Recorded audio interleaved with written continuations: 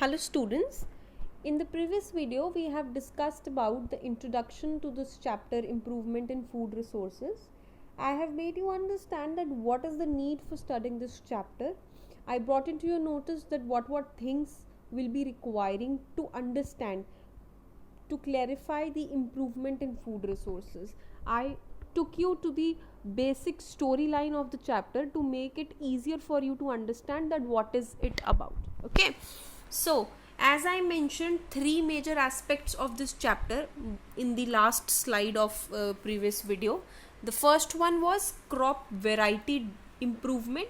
That means how a crop is how the variety of that crop is improved. That means वो जो crop का type है, how can it be made better, right? कि उसको हम सुधार कैसे सकते हैं. So we will study first that only to find a crop variety with good yield. That means हम एक ऐसी crop की variety ढूंढे जिसकी yield अच्छी हो. yield का मतलब होता है उसकी production.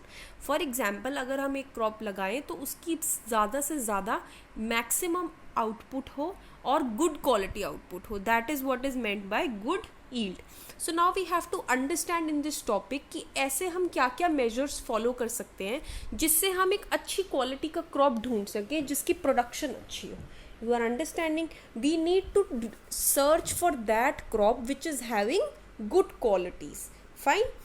तो बेसिकली अगर हमें कोई भी चीज़ अच्छी बनानी है, first of all we always research on its basic. जिस चीज़ से उसको बनाना शुरू करना है हम उसकी क्वालिटी को सबसे पहले देखते हैं, then we focus on how to make it and उसके बाद हम उसको सेफली प्रोटेक्ट करके रखते हैं, राइट? सो उसी ऑर्डर में हम क्रॉप की मैनेजमेंट पढ़ेंगे. So first is crop variety improvement. That is कि हम एक ऐसी क्रॉप बनाएं जिसकी ईल्ड अच्छी हो, जिसका आउटपुट अच्छा हो, बेसिकली जिसकी क्वालिटी अच्छी हो. Okay, so qualities required for good yielding crop are. सबसे पहली क्वालिटी हमें क्या चाहिए होती है? Disease resistant.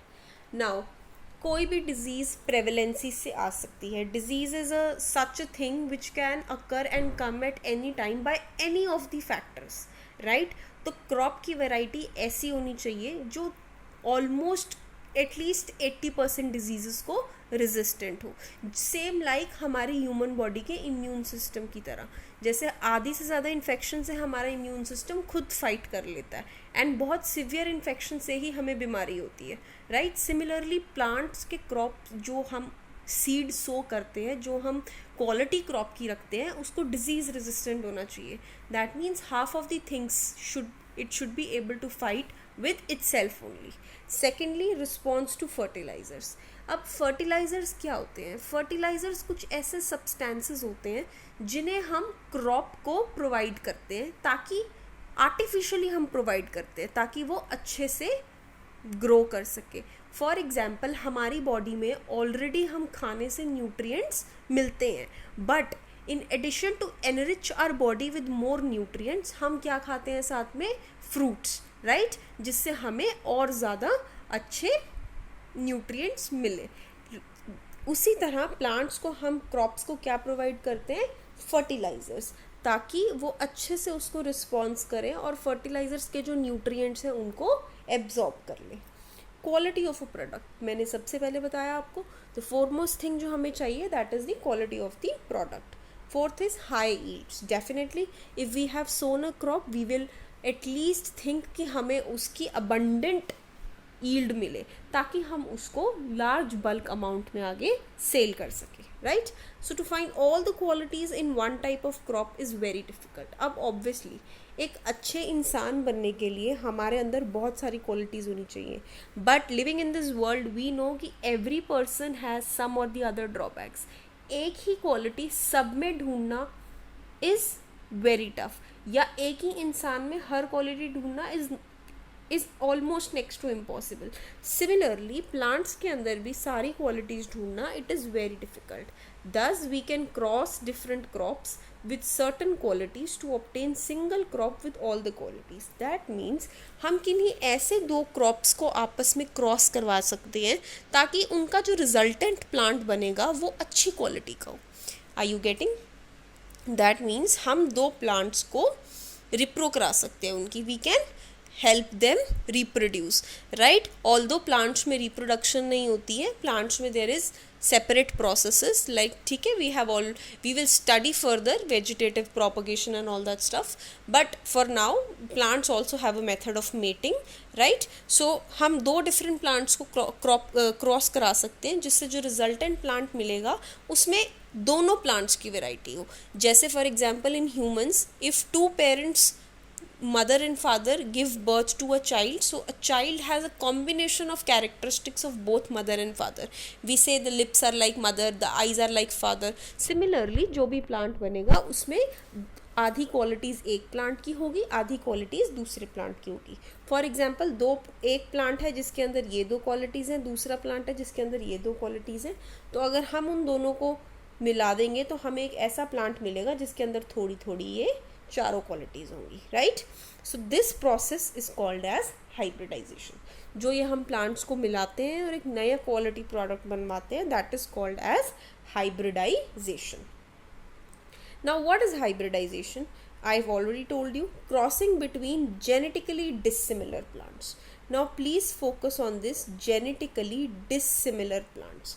अब एक ही जीन से जो भी प्लांट्स होंगे उनमें वही qualities repeatedly generation over generation repeat होगी। अगर हमें उनसे एक ऐसा प्लांट चाहिए जिसके अंदर क्वालिटीज़ थोड़ी डिफरेंट हों, उनसे भी एक्स्ट्रा दो हों, तो we will have to search another plant जिनकी जीन उनसे मिलती जुलती ना हो। फॉर एग्जाम्पल ह्यूमंस के केस में एक फैमिली हियरार्की चलती आती है, ग्रैंडफादर से फादर, फादर से सन, सन का further son, right. So all 4 generations might be carrying some or the other common feature in them, but to help that son to further give birth to another son with different qualities, we need to mate it with a female of different characteristics, so that जो भी child आगे born होगा उसमें उन दोनों की characteristics आई। तो therefore हमें दो जेनेटिकली डिसिमिलर इंडिविजुअल लिए जिनकी जीन्स पीछे से सेम नहीं है, दो अलग अलग फैमिलीज से बिलोंग करते हैं, right. So this is how it happens. So crossing between genetically dissimilar plants, जो जेनेटिकली सिमिलर नहीं है, विद डिफरेंट क्वालिटीज़ एंड जिनकी क्वालिटीज़ डिफरेंट है, दिस क्रॉस, उसको कहते हैं हम हाइब्रिडाइजेशन। अब ये क्रॉसिंग बहुत टाइप्स की होती है। सबसे पहले हम बात करेंगे इंटरवेराइटल हाइब्रिडाइजेशन। इंटर मतलब बीच में, वेराइटल मतलब वेराइटीज़, दैट मीन्स दो प्लांट्स की डिफरेंट वेराइटी होनी चाहिए, crossing between 2 different varieties of crops, मतलब क्रॉप हैं लेकिन दोनों अलग अलग वेराइटी के, right. Interspecific hybridization means दो स्पीशीज़ के बीच में, दो स्पीशीज़ लेकिन सेम जेनेरा की हो। सेम जेनेरा मतलब फॉर एग्जाम्पल अगर मैं आपको इंटरवेराइटल ह्यूमन के केस में समझाऊं तो in crossing between 2 different varieties means normally 2 different individuals. Interspecific means 2 different species, जैसे एक ह्यूमन एक animal, right. And intergeneric means कि जेनेरा ही डिफरेंट हो गया, like for example humans and plants, humans का अलग है, प्लांट्स का बिल्कुल अलग है, सो दैट मीन्स उनका जीन जेनेरा ही डिफरेंट है। So I am just giving an example, ऐसा होता नहीं है, just to make you understand the difference between intervarietal, interspecific and intergeneric. I have coded such examples, okay. So genera, फिर उसके बाद स्पीशीज़, फिर उसके बाद varieties. You have to learn this hierarchy. जैसे हमारे यहाँ होता है grandfather, father and then son, similarly here it is genera, species and variety. They keep on branching further and further. This yields in production of crop with different qualities. इससे जो हमें crop मिलता है उसकी qualities different होती जाती हैं, right? So you need to have a learn on this hybridization, okay? So this is the first method which we have learned for a good quality crop. And ये सब हम पढ़ रहे हैं crop. We are all studying this under crop variety improvement, कि हम उसकी variety को कैसे इम्प्रूव कर सकते हैं। तो उसमें हमने कुछ क्वालिटीज़ पढ़ी, क्वालिटीज़ के लिए हमने सबसे पहला मेथड पढ़ा hybridization. Now the second method is genetically modified crop. जैसे कि नेम सजेस्ट कर रहा है, there is something related to genes. So let's study what is it. Now this was another method to improve crop variety by introducing a gene with a good quality into the crop to make it a good quality crop. Means एक crop है, उसके अंदर already 2 qualities हैं, but हमें उसको और better बनाना है. So what we will do, हम एक जीन लेकर आएंगे दूसरे प्लांट से जिसमें ऑलरेडी अदर 2 क्वालिटीज़ हैं. ठीक है, वो जीन लाके हम इस क्रॉप के अंदर इंट्रोड्यूस करेंगे. That process is called as genetically modification, और उन क्रॉप्स को कहते हैं जेनेटिकली मॉडिफाइड क्रॉप्स, कि जिनके अंदर बाहर से हमें जीन ला के डाला और उनको थोड़ा बेटर बना दिया.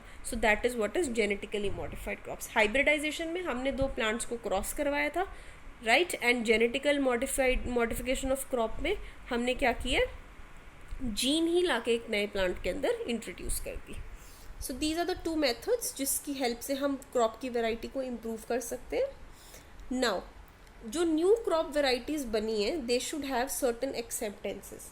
मतलब कुछ ऐसी चीज़ें होनी चाहिए उनके अंदर जो वो एक्सेप्ट करती हूँ. Then only we will consider it as a good variety. Like they should be able to produce high yields. ये हमने सबसे पहले पढ़ा कि उसके अंदर ये क्वालिटी तो डेफिनेटली होनी चाहिए. हाई ईल्ड प्रोड्यूस करेगी तभी तो फार्मर को प्रॉफिट होगा. अगर वो कम ईल्ड प्रोड्यूस करेगी तो फार्मर को प्रॉफिट ही नहीं होगा. So that it will not result in that good crop, right. And even in diverse climatic conditions, वो कब हाई ईल्ड्स भी प्रोड्यूस करनी चाहिए, जब क्लाइमेटिक कंडीशंस भी अच्छी ना हो. ऐसा नहीं होना चाहिए कि अगर there is excessive of summers और there is excessive of winters, the crops will lose their ability to yield. No, को कैसे भी डाइवर्स क्लाइमेटिक कंडीशन हो, they should be able to produce high yields.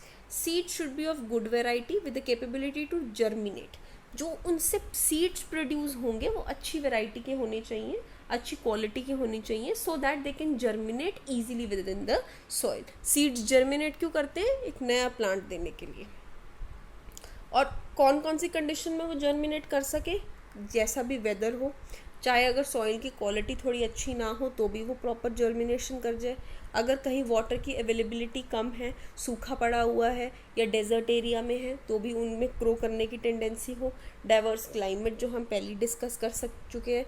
And tolerance to high soil salinity means soil के अंदर एक salinity होती है. Salinity means उसका there is a some kind of salinity is something which is related to the water content of the soil. So उसको tolerance रहे, उसका मतलब उसकी वजह से वो ख़राब ना हो, right.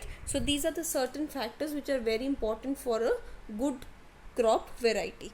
In the next video we will study about the details कि what factors are required for a good crop to come into field and produce new yields. कि कौन कौन सी ऐसी मेजर चीज़ें होती हैं जिनकी वजह से हम उसको फील्ड में उगाना शुरू करते हैं, and then we start its commercial production, right. So this is all about this video. If you have any doubt still, please let me know. We have covered first video में introduction. I have told you how is this chapter related to our life. Secondly, I have started with crop variety improvement, जिसमें मैंने आपको बताया कि हम एक नया crop कैसे बनाते हैं, उसके अंदर हमें क्या क्या चाहिए. तो सबसे पहले हमने क्वालिटीज़ पढ़ी, फिर हमने देखा कि हम उस क्वालिटीज़ को कैसे एक प्लांट के अंदर लाएंगे, जिसके लिए हमने 2 मेथड्स पढ़े, hybridization and genetically modified crops. Lastly हमने ये देखा कि न्यू क्रॉप वेराइटीज़ की क्या क्या एक्सेप्टेंसेस होनी चाहिए. दैट मीन्स अगर वो बन भी गया है तो उसके अंदर ये फैक्टर्स होने ज़रूरी है. Now in the coming video we will be studying about the commercial production. That means to help that crop to come into fields, what factors are important for it, right? Any doubts, please let me know. Thank you very much.